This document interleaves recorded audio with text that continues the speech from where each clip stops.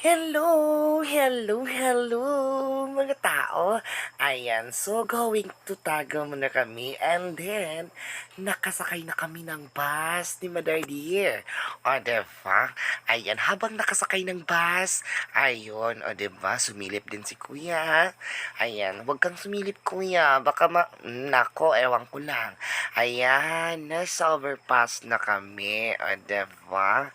Ayan, so malakas yung takbo ng bus. Ayan, so, ayan na, bumaba na kami. Pagkatapos, ayan na yung bus terminal ng Carmen. O, diba? Ayan, nakarating agad ng Carmen. O, diba? Magic, magic lang. Ayan, so, pagkatapos niyan, umandar na naman kami. O, diba? Pagkatapos umandar, ayun na, umandar nga naman talaga siya.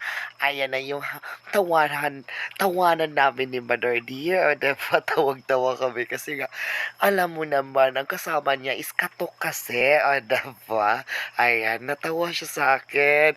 Natatawa talaga si Mother kasi nga, ang siya yung kasama niya. O, diba?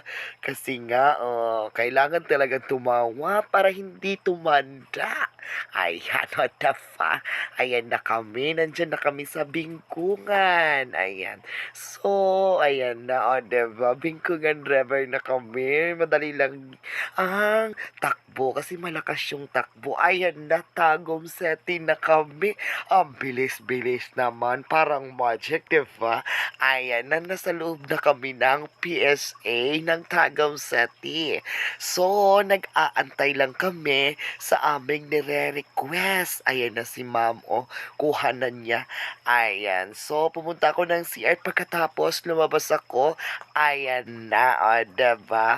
Pero na-receive na namin yung kinukuha namin dyan.